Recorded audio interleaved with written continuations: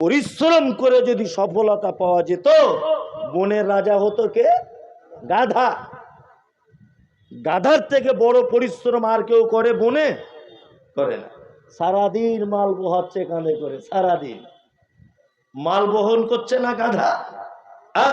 বনের রাজাকে সিংহ, কে? সিংহ। তার মানে বোঝা যাচ্ছে পরিশ্রম করি রুজির সফলতা আসে না, রুজি উপর থেকে সিলেক্ট করা হয়, তাই না? একদম। ইকরা বিইসমি রাব্বিকাল্লাযী খালাক। নবী আপনি পড়ুন আপনার রবের নামে, যিনি আপনাকে সৃষ্টি করেছেন। পড়তে হবে কার নামে? কথা বলুন, আল্লাহর নামে, তাই তো? এই দেখুন আল্লাহ তাআলা লোকমান হাকিম তার বেটাকে কয়েকটা উপদেশ দিচ্ছেন, কয়েকটা শিক্ষা দিচ্ছেন। আল্লাহ এই শিক্ষাটাকে এত পছন্দ করলেন যে কোরআন মাজিদে নোট করে দিলেন। সুবহানাল্লাহ। আমরা আজকের লোকমান হাকিমের মতো আমাদের বেটাদেরকে বাড়িতে গিয়ে এই কটা শিক্ষা দিব। হাত তুলুন ইনশাআল্লাহ, ইনশাআল্লাহ হাত তুলুন। আপনার বেটাকে বলে দিবেন ইনশাআল্লাহ, ইনশাআল্লাহ। এক, লোকমান হাকিম তার বেটাকে বলছে, ওয়াইজ ক্বালা লুকমান লিইবনিহি ওয়া হুয়া ইয়াইযুহু ইয়া বুনাইয়া লা তুশরিক বিল্লাহ ইন্নাশ শিরকা লাযুলমুন আযীম। বেটা শোনো, বেটা শোনো। লোকমান হাকিম তার বেটাকে বলছে, শোনো, ইয়া বুনাইয়া, হে আমার বেটা, লা তুশরিক বিল্লাহ, কখনোই তুমি শিরক করে দিও না। ইন্নাশ শিরকা লাযুলমুন আযীম, নিশ্চয়ই শিরক বড় জুলুম। আল্লাহ তাআলা কোরআন মাজিদে বলেছেন, কু আনফুসাকুম ওয়া আহলিকুম নারা, মানুষ তুমি নিজে জাহান্নাম থেকে বাঁচাও, তোমার পরিবারকে জাহান্নাম থেকে বাঁচাও। একটা পরিবারকে জাহান্নাম থেকে বাঁচাবার সর্ব উৎকৃষ্ট এবং সর্বপ্রথম যে শিক্ষা দেওয়া লাগবে সেটা হচ্ছে আপনার বেটা বেটিকে একটাই শিক্ষা, বেটা বেটি শোনো, শিরক করো না। পৃথিবীতে এর থেকে আর কোনো বড় পাপ নেই। শিরক মারাত্মক বড় পাপ। শিরক মানে বুঝেন? শিরক মানে বুঝেন তো? আর বলছে আল্লাহর সাথে শিরক করা। আল্লাহু আকবার। আমরা যে যেমন পারি তেমন করে বুঝেছি, তাই না? আমি সহজ বাংলাতে আপনাকে বোঝানোর চেষ্টা করি, যদি এ ব্যাপারে আমার সোশ্যাল মিডিয়াতে অনেক বক্তব্য আছে, তারপরেও কথার পরিপ্রেক্ষিতে বলে দিতে হচ্ছে। এক, শিরক হচ্ছে ওই পাপ,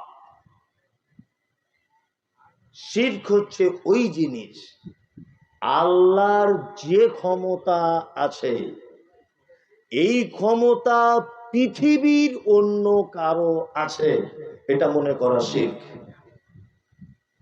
সহজ বাংলা বোঝাতে পারলাম? আল্লাহর যে ক্ষমতা আছে এই ক্ষমতা পৃথিবীর অন্য কারো আছে, এটা মনে করা শিরক। রুজি মালিককে, হায়াত মালিককে আল্লাহ। আমরা শিরকের বিপরীতে আছে তাওহীদ, তাই তো? আসলে তাওহীদ যদি কেউ না বুঝে সে শিরক বুঝবে না। আবার কেউ যদি শুধু শিরক বুঝে যায় তাও হবে না, তাকে তাওহীদ বুঝা লাগবে। আমাদের তাওহীদের ভিতরেও শিরক ঢুকিয়ে দিয়েছি, আমরা বুঝতে পারিনি। তাওহীদ কয় প্রকার জানা আছে? কে বলল? 3 প্রকার। তাওহীদে রুবুবিয়্যাত, উলুহিয়্যাত, আসমা ওয়াস সিফাত। আল্লাহকে এক রব বলে মেনে নেওয়া, আমরা মানি। ইবাদত, গোলামি, দাসত্ব শুধুমাত্র কার জন্যে? কার জন্যে? আল্লাহর জন্যে। আর একটা আসমা ও সিফাত, অর্থাৎ আল্লাহর কিছু নাম এবং সেই নামের গুণ, তার উপরে ঈমান রাখা। আমরা আহলে হাদিস যারা বলছি, আমরা তাওহীদের দুটো ব্যাপারে খুব স্ট্রং একটা ব্যাপারে খুব দুর্বল। আল্লাহকে আমরা রব বলেই মানি, মানি না? মানি। ইবাদত শুধু কারই জন্য করি? আল্লাহরই জন্য করি। আহলে হাদিস এই দুটো জায়গাতে ঠিক। আহলে হাদিস এক জায়গায় ফেঁসেছে আসমা ওয়া সিফাত, আল্লাহর গুণ এবং আল্লাহর নাম এবং তার গুণ, এই জায়গাতে আহলে হাদিসটা ফেঁসেছে। আহলে হাদিস লোক দেখছি পবিত্র আল কোরআনে অনেক আল্লাহর নাম আছে, নাম নেই? আছে। তার মধ্যে একটা নাম আছে ইয়া রাজ্জাক, আছে? ইয়া রাজ্জাক নেই? রুজির মালিক কে? রুজির মালিক আল্লাহ। কিন্তু আহলে হাদিস লোককেও দেখতে পাচ্ছি দোকান খুলছে, দোকানের সাইডে হালকা ছোট্ট করে একটা তাবিজ ঝুলিয়ে রেখেছে যাতে ব্যবসায় বেচা কেনা ভালো হয়। করে কি করে না? হ্যাঁ, ও কিন্তু আহলে হাদিস। ও আহলে হাদিস, তারপরেও দেখছি ওর বাচ্চা রাতে ভয় করে করে কাঁদে বলে ওর মা হালকা একটা লাল সুতো বেঁধে দিয়েছে হাতে। দেয় কি দেয় না? দেয়। ব্যবসাদার ব্যবসা করে, দোকান খুলেছে, কেউ ধারে মাল নিতে গেছে, দোকানদার বলছে এখনো বউনি হয়নি, ধারে মাল দেওয়া যাবে না। বলে কি বলে না? দোকান খুলেই দেখছি ধূপ বাতি জ্বালাচ্ছে। ধূপ বাতি তোমার কি উপকার করতে পারে? ও তো মাটি, কাঠের গুঁড়ো, গোবর এই সব দিয়ে তৈরি হয়। ও তোমার ভালো মন্দ কি করতে পারে? আহলে হাদিস, আহলে হাদিস রাস্তা দিয়ে গাড়ি চালাচ্ছে, সামনের দিকে একটা বিড়াল চলে গেল, একদম চাট করে ব্রেক মেরে দাঁড়িয়ে গেল। বলছে ঘটনা কি? বলছে অ্যাক্সিডেন্ট হয়ে যেতে পারে, যে বিড়াল দাগ কেটে দিয়ে চলে গেল। ও তো বিড়াল, ও 10 পয়সা দাম নাই, ও আপনার ভালো মন্দ কি করে দিতে পারে? আহলে হাদিস তাওহীদের দুটো ব্যাপারে স্ট্রং, একটা জায়গাতে দুর্বল, রুজির ব্যাপারে দুর্বল নয়। ব্যবসা করছে মিথ্যা কথা বলে, ব্যবসা করছে মাল 2 নম্বরই করে, ব্যবসা করছে মালে ভেজাল দিয়ে, ব্যবসা করছে মিথ্যা কথার আশ্রয় নিয়ে। করছে কি করছে না? তার মানে একটা বুঝে নিতে হবে, তাওহীদের এই জায়গাটা আমরা দুর্বল, যে রুজির মালিক আল্লাহ, রুজি উপর থেকে ফয়সালা হয়, তাই না? রুজি কার থেকে ফয়সালা হয়? উপর থেকে হয়। কোন মানুষ যদি মনে করে আমি পরিশ্রম করে হয়েছি, মিথ্যা, ভুল। আরে পরিশ্রম করলে যদি সফলতা পাওয়া যেত তাহলে বনের রাজা গাধা হতো, গাধা। পরিশ্রম করে যদি সফলতা পাওয়া যেত, বনের রাজা হতো কে? গাধা। গাধার থেকে বড় পরিশ্রম আর কেউ করে? বনে করে না। সারাদিন মাল বহাচ্ছে কাঁধে করে, সারাদিন মাল বহন করছে না গাধা? বনের রাজা কে? সিংহ। কে? সিংহ। তার মানে বোঝা যাচ্ছে পরিশ্রম করি রুজির সফলতা আসে না, রুজি উপর থেকে সিলেক্ট করা হয়, তাই না? একদম। লোকমান হাকিম তার বেটাকে বলছে, বেটা শিরক থেকে তুমি বাঁচো, শিরক মারাত্মক বড় পাপ। তারপর 2, লোকমান হাকিম তার বেটাকে বলছে, বেটা পিতা মাতার সঙ্গে সদ্ব্যবহার করো। তোমার পিতা মাতা তোমাকে কষ্টের পর কষ্ট সহ্য করে 2 মাস যাবৎ দুধ পান করিয়ে তোমাকে লালন পালন করেছে, এদের সঙ্গে কখনো কটু কথা বলতে যেও না। আমার আগে যদিও পিতা মাতার ব্যাপারে আলোচনা হয়েছে, কি টাইম হয়ে গেছে নাকি? আমার ছেড়ে দিব? হ্যাঁ, আমার আগে যদিও আলোচনা হয়েছে পিতা মাতার ব্যাপারে, তাই না? পিতা মাতার ব্যাপারে যত আলোচনাই হোক, আলোচনা তো সবার একটু ভিন্ন ভিন্নই হয়, তাই না? আমি কলকাতার মানুষ, আমার ভাষাটা একটু মনে হচ্ছে অন্য অন্য রকম। আবার আমাকে কোনোদিন দেখেননি, দেখতেও অন্য অন্য রকম। কেউ কেউ বলছে সোশ্যাল মিডিয়াতে বুড়ো বুড়ো লাগে, এখানে দেখছি ইয়াং, তো অনেকজন অনেক কথা বলছে। তাহলে ঠিক তেমন স্বাদেরও ডিফারেন্স হবে ইনশাল্লাহ। আল্লাহ বলছেন, লোকমান হাকিম তার বেটাকে বলছে, বেটা পিতা মাতার সঙ্গে অসৎ ব্যবহার করিও না। কষ্টের পর কষ্ট ধারণ করে তোমাকে 2 বছর যাবৎ দুধ পান করিয়ে তোমাকে মানুষ করেছে। এইবার একটা কথা আপনাকে বলে রাখছি, সারা পৃথিবীতে 2টা মানুষের মাধ্যমে জান্নাত যাওয়া যায়। কটা? 2টা। এতক্ষণ পর্যন্ত যা শুনেছেন যদি সব ভুলে যান, সব যদি ভুলে যান, আমার কোনো দুঃখ নেই।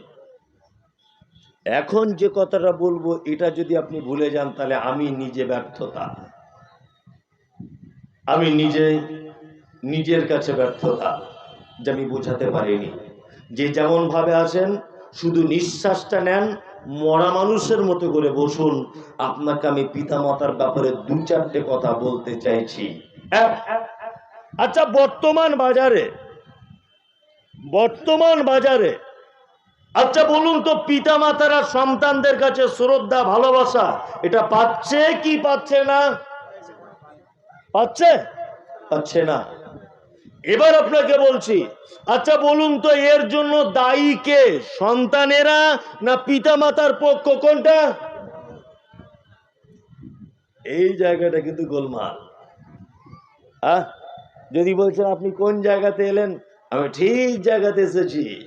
বর্তমান পিতা মাতারা যত অবহেলিত, অপমানিত, লাঞ্ছিত, অপদস্থ যা কিছু হচ্ছে, এর জন্য দায়ী কে? মা বাবারা নিজেই দায়ী। প্রথম আমাদের ভুল হয়েছে, প্রথম কোন জায়গায় ভুল, সে ভুলের জায়গাটা আপনাকে ধরিয়ে দিচ্ছি আমি। আল্লাহ নবী সাল্লাল্লাহু আলাইহি ওয়াসাল্লাম বলেছেন, একটা মেয়েকে বিবাহ করো 4টে গুণ দেখে। কটা? 4টা। 1, মেয়েটা সুন্দরী কিনা দেখো। 2, তাদের বংশ ভালো কিনা দেখো। 3, টাকা পয়সা আছে কিনা দেখো। 4, দিনদারিতা আছে কিনা দেখো। তাই না? আপনি এবার আপনার মেয়ের বেটার বউ দেখতে গেছেন, গিয়ে মেয়েটাকে পাশে বসিয়ে বলছেন, মা তোমার নাম কি? বলছে, আমার নাম শাকিলা। বলছে, আলহামদুলিল্লাহ, খুব সুন্দর নাম তো। মা তোমার আব্বু নাম কি? বলছে, আব্দুল্লাহ। বলছে, আলহামদুলিল্লাহ, খুব সুন্দর নাম। তোমার আব্বু নামাজ পড়ে মা? বলছে, না। তোমার মা? বলছে, না, নামাজ পড়ে না। তুমি নিজে নামাজ পড়ো মা? আমিও পড়ি না। আচ্ছা এবার বলো, তোমার আব্বুর কি আছে? না, আমার আব্বুর ওই কিষানগঞ্জ মেন রোডের ধারে 4টে দোকান আছে, খুব বড় বড়, আর 3টে বাস আছে শিলিগুড়ি থেকে কলকাতা পর্যন্ত, নাইট কোচে ভাড়া খাটে, আর জমি জায়গায় 35-40 বিঘে মতো আছে, 3টে ট্র্যাক্টর আছে। বলছে, তোমরা কটা ভাই?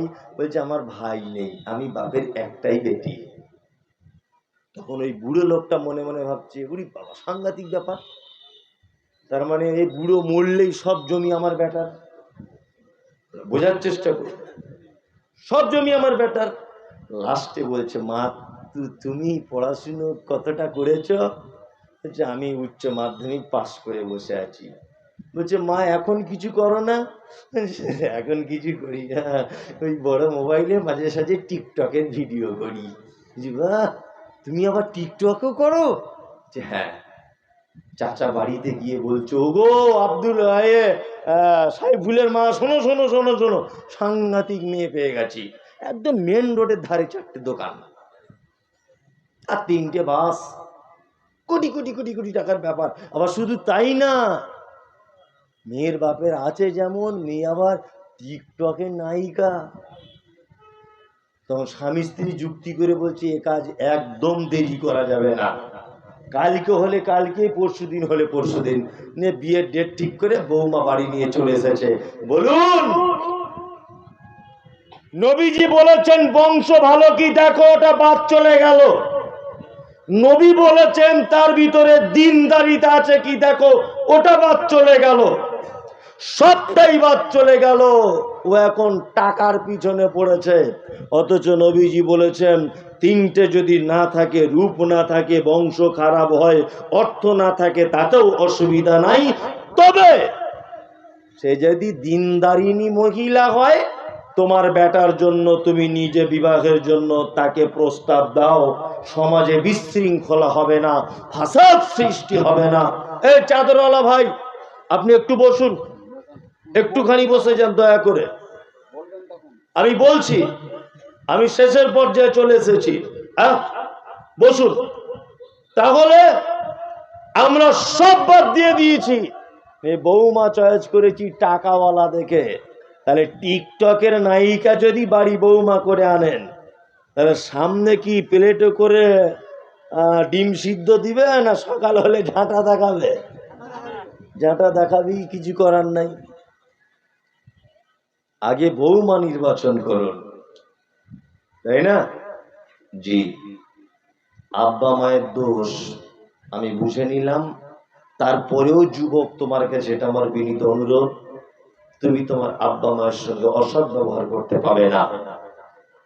তুমি ঈমান নিয়ে এসেছো, তোমার আব্বা এখনো হিন্দু, এখনো মুশরিক, তোমার মা এখনো মুশরিকা, তারপরেও নবীজি বলছেন তুমি তোমার মায়ের সঙ্গে অসৎ ব্যবহার করতে পারবে না। আল্লাহ বলছেন পারবে না। তোমার মা মুশরিকা হলেও তুমি অসৎ ব্যবহার করতে পারবে না। পিতা মাতাকে কি অবস্থা চলছে, আল্লাহু আকবার। আপনাদের এখানে একটা লোকের 4 বেটা, এ কথা সব জায়গাতে বলি, আজকেও বলছি, একটা লোকের 4টে বেটা। তা বুড়ো বয়সে মা আব্বা কেমন সিস্টেমে ভাত খায়? পালি সিস্টেমে খায়, তাই না? মনে মনে হচ্ছে ওর বাপ মসজিদের ইমাম আর ওর মা মুয়াজ্জিন, তাই না? এর বেটার বাড়ি 15 দিন, ওর বাড়ি 15 দিন, ওর বাড়ি 15 দিন, 16-17 দিন হয়ে গেলে বেটারা বড় বড় চোখ বার করে। বৌমার আবার মিষ্টি করে বলে, আমাদের তরকারি কি খুব মিষ্টি, ছেড়ে যেতে মন চায় না, ক্যালেন্ডার দেখে খেতে পারো না, আজকে ক তারিখ? বলে, বলে না? বলে। চুপচাপ মেরে বসুন। আপনারা 4 ভাই দিল্লিতে কাজে গেছেন, ঈদের 1 সপ্তাহ আগে বাড়ি আসবেন। ঈদের 1 সপ্তাহ আগে আপনি আপনার স্ত্রীকে ফোন করে বলছেন, হ্যালো শেফালি? বলছে হ্যাঁ। আচ্ছা, আমি তো আগামী মঙ্গলবার বাড়ি যাব, তোমার জন্য কি নিয়ে যাব? বলছে আমার জন্য একটা বেনারসি শাড়ি, ছেলের জন্য একটা জিন্স প্যান্ট, মেয়ের জন্য একটা প্যারালাল জামা, আর আমার বোনের জন্য 2টো চুড়িদার। আমার বোনের জন্য মানে শাড়ির জন্য কেনাকাটা সব করেছে। ওর স্ত্রী আবার ফোন করে বলছে, কেনাকাটা হলো? শোনো, লাল টকটকে কালারের শাড়ি নেবে কিন্তু আমার জন্য। ও স্বামী তখন দিল্লি শপিং মল থেকে বলছে, সব কেনাকাটা কমপ্লিট, শুধু মায়ের জন্য একটা শাড়ি আর আব্বার জন্য একটা লুঙ্গি পছন্দ করছি। তখন ওর স্ত্রী, এই গ্রামের মেয়ে, ফোনে তখন বলছে, কেন প্রত্যেক বছর ঈদে তুমি কেন জামা কাপড় দিতে যাবে তোমার আব্বা আমাকে? তোমার আর 3টে ভাই চোখে দেখতে পায় না? বাড়ি চলে এসো, ফালতু পয়সা খরচা করছো। ও বইয়ের কথা শুনে সুরসুর করে বাপ মায়ের জন্য কেনা বাদ দিয়ে বাড়ি চলে এসেছে। 4 ভাইয়ের একই অবস্থা। ঈদের দিন মসজিদের মাইকে তাকবীর হচ্ছে, আল্লাহু আকবার, আল্লাহু আকবার, লা ইলাহা ইল্লাল্লাহ, আল্লাহু আকবার, আল্লাহু আকবার, ওয়ালিল্লাহিল হামদ। হয় না? হয়। সবাই নতুন জামা কাপড় পরে ঈদগাহে যাচ্ছে, আর তোমার আব্বা গত বছরে তোমার মেজ বোন একটা পাঞ্জাবি আর লুঙ্গি দিয়েছিল, সেটা পরে লাঠি নিয়ে আস্তে আস্তে আস্তে আস্তে করে হেঁটে ঈদগাহে যাচ্ছে। তোমার মা তোমাদের 4 ভাইয়ের 2 তলা বাড়ি সিঁড়ি দিয়ে উঠতে পারে না, ওই জন্য ঈদের দিনে মশারি টাঙিয়ে সিঁড়ির তলাতে তোমার মা শুয়ে খুব খুব করে কাশছে। তোমার মায়ের বয়স ৮০ থেকে ৮৫ বছর। ঈদের নামাজ হয়ে গেল, সবাই বাড়ি চলে এলো। তোমার বাড়িতে তোমার শালা এসেছে, শালি এসেছে, বন্ধু বান্ধব এসেছে। হালুয়া, পোলাও, মিষ্টি, খাসির মাংস, লুচি, মাংস সবকিছু খাচ্ছেন। 4টে জওয়ান বেটা, 4টে জওয়ানি বৌমা থাকার পরেও তোমার বৃদ্ধ মা, তোমার বৃদ্ধ বাপ, তোমার বৃদ্ধা মা 2টো বেজে গেছে দুপুর, এখনো পর্যন্ত 1 গ্লাস পানি পর্যন্ত পেল না। কেন? কেন? আজকে তো তাদের রাজ সিংহাসনে বসে থাকার দিন, আজকে ঈদের দিন, তাই না? কেন? হ্যাঁ, তোমার মা যে খুব বড় বদমাইশ মেয়ে,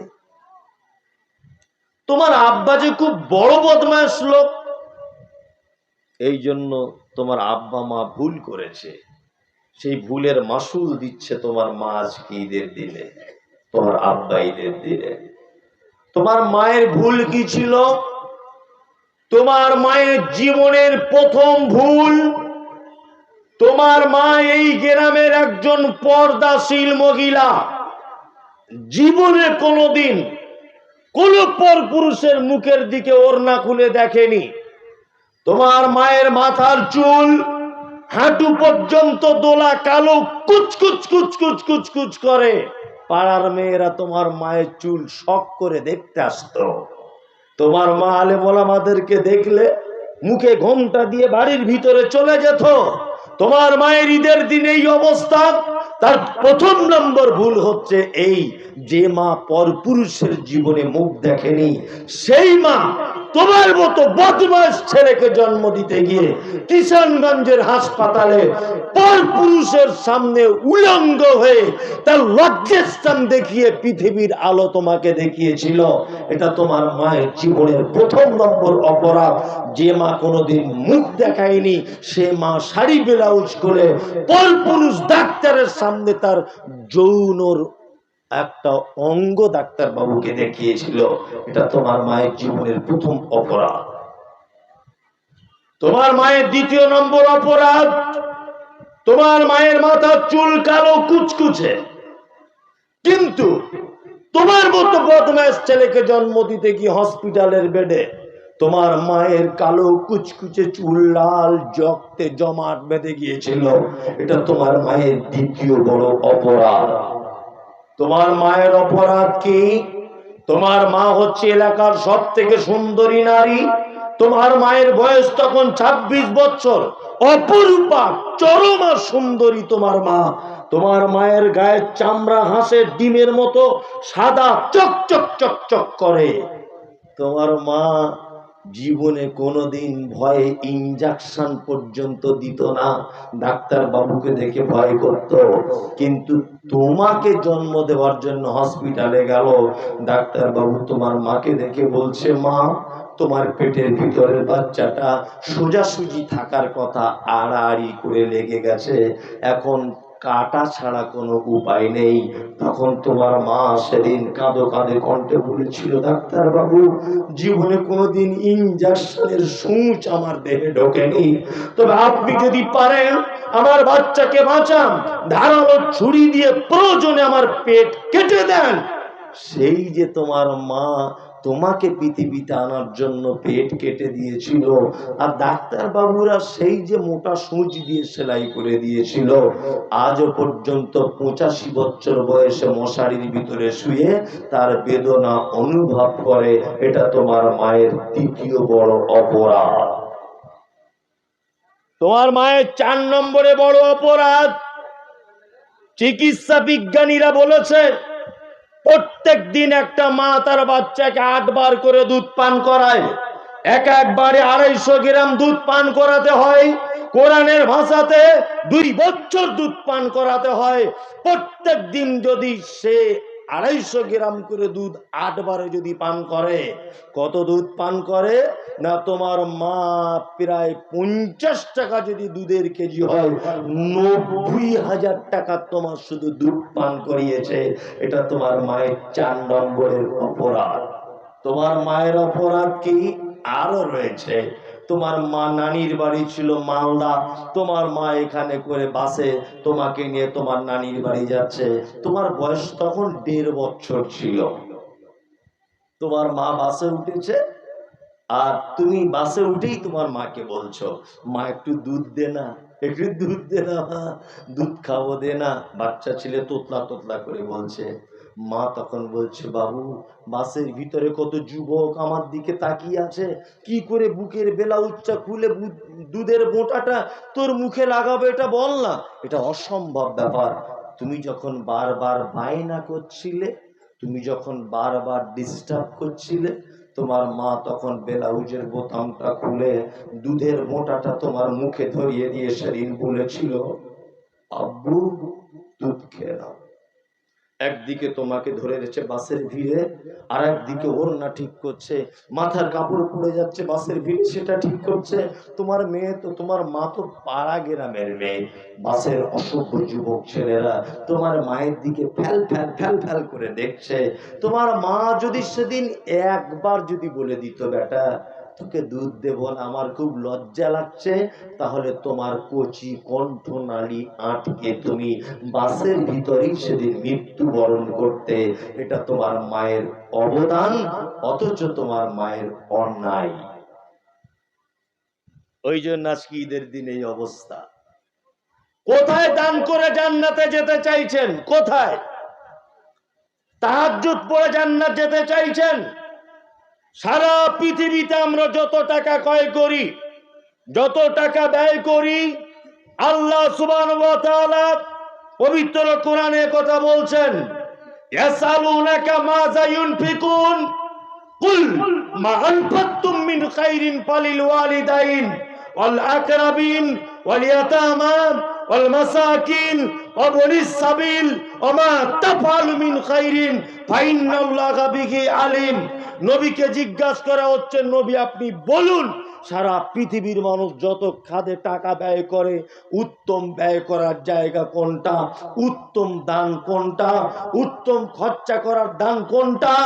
আল্লাহ সুবহানাহু ওয়া তাআলা নবীকে বলে দিচ্ছেন, কুল নবী আপনি বলুন প্রশ্নকারীদেরকে, মা আনফাকতুম মিন খাইরিন ফালিল ওয়ালিদাইন, তোমরা যে খরচাটা করো, তোমার পিতামাতার জন্য যে খরচা করো, পৃথিবীতে এর থেকে উত্তম খরচার জায়গা আর কোনো জায়গা নেই।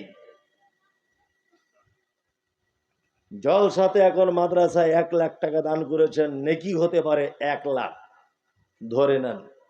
জলসা থেকে বাড়ি যাবার সময়তে ওই দোকানে ওড়না বিক্রি হচ্ছিল, আপনার মা নামাজ পড়বে বলে আপনি 150 টাকা দিয়ে একটা ওড়না কিনে নিয়ে বাড়ি চলে গেলেন। এখানে 1 লাখ দোবার থেকেও ওড়না কিনে দিয়েছেন বলে লক্ষ কোটি গুণ নেকি বেশি হবে ইনশাআল্লাহ। কোথায় জান্নাত যেতে চাইছেন? কোথায়? কোথাও জান্নাত যাবার রাস্তা নেই। বিনীত অনুরোধ, লোকমান হাকিম তার বেটাকে বলছেন, বেটা ও বেটা, পিতামাতার সঙ্গে অসৎ ব্যবহার করতে যেও না, সৎ ব্যবহার করো।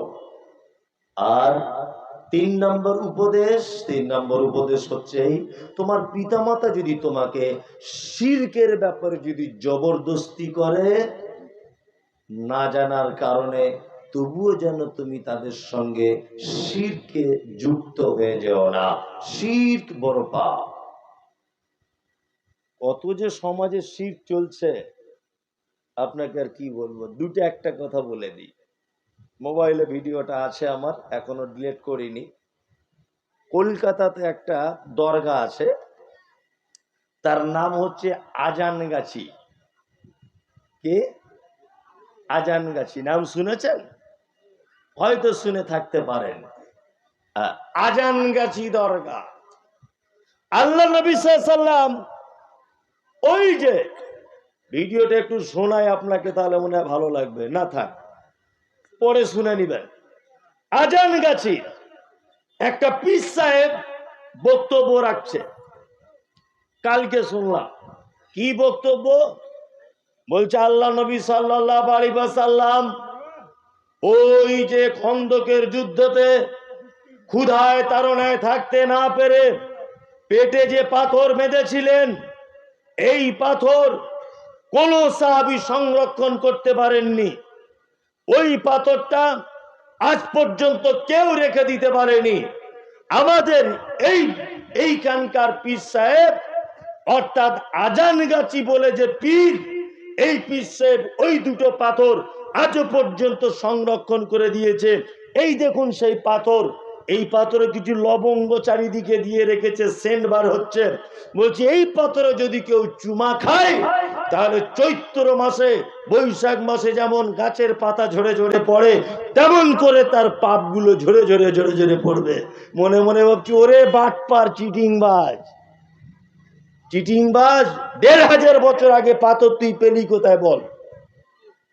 হ্যাঁ, ১৫০০ বছর আগে কোন গাড়িতে করে পাথর নিয়ে এসেছিলিস বল?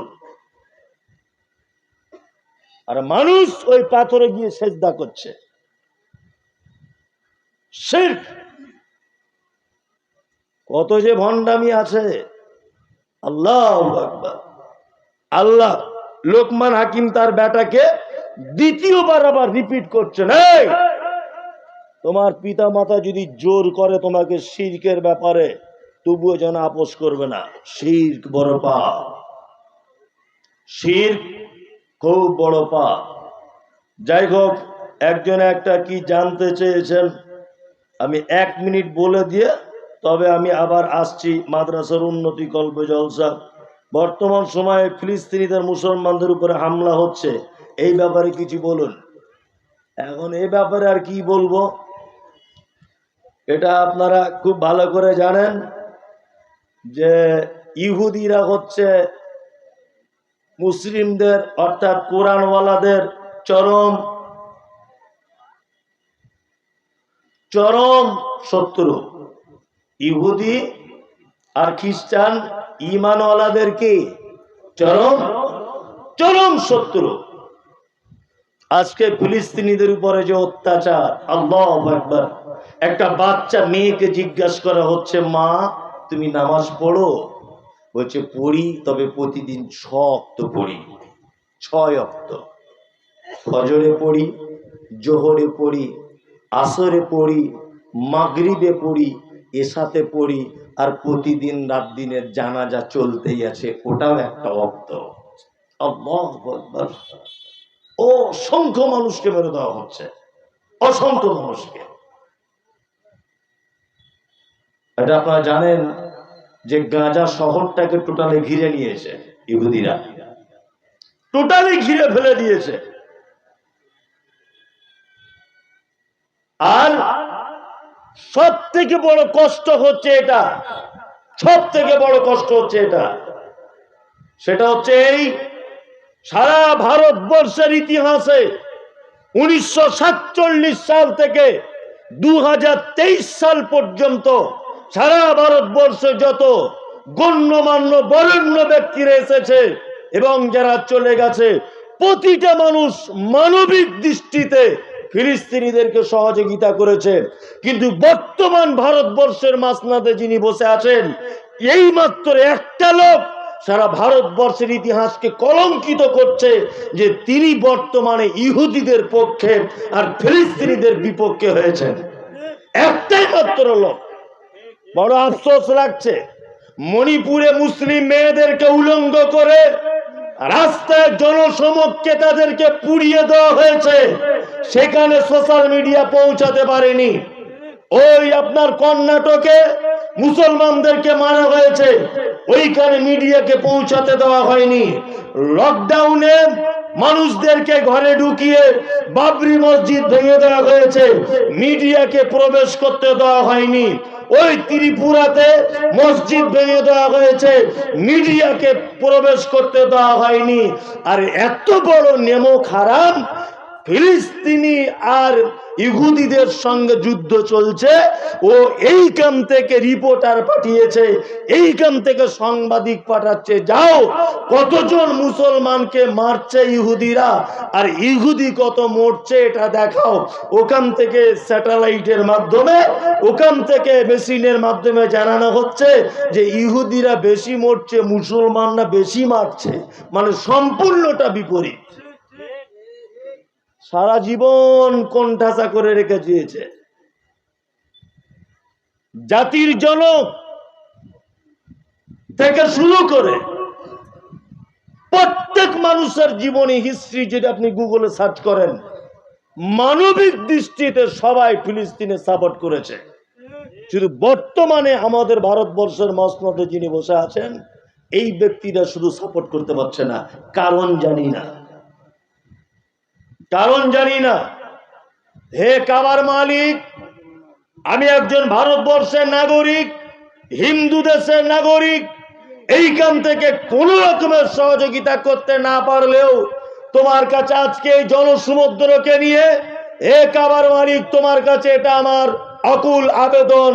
তুমি যেমন আবাবিল দিয়ে ধ্বংস করেছিলে আব্রাহাদেরকে, তুমি যেমন ধ্বংস করেছিলে ফেরাউনের বাড়বাড়ান্তকে, তুমি যেমন ধ্বংস করেছো নমরুদকে, ঠিক তেমন ভাবে ইসরায়েলের ইহুদিদেরকে চিহ্নিত করে পৃথিবীতে তুমি তাদেরকে নিস্তেনাবুদ করে দাও। আল্লাহ, তুমি পারো, তুমি পারো, তুমি কাবাকে রক্ষা করেছো। পৃথিবীর তৃতীয় জায়গা মসজিদ আকসা, এই মসজিদ আকসাকে তুমি বাঁচাতে পারো। হে কাবার মালিক, তোমার কাছে শেষবারের মতো এটা আমার আকুল আবেদন। হে আল্লাহ, তুমি ফিলিস্তিনিদের উপরে যারা নিরীহ মুসলিম যুবক যুবতীদের উপরে, শিশুদের উপরে যারা অত্যাচার করছে, তুমি তাদেরকে চিহ্নিত করো এবং পৃথিবীতেই তাদেরকে ধ্বংস করে দাও।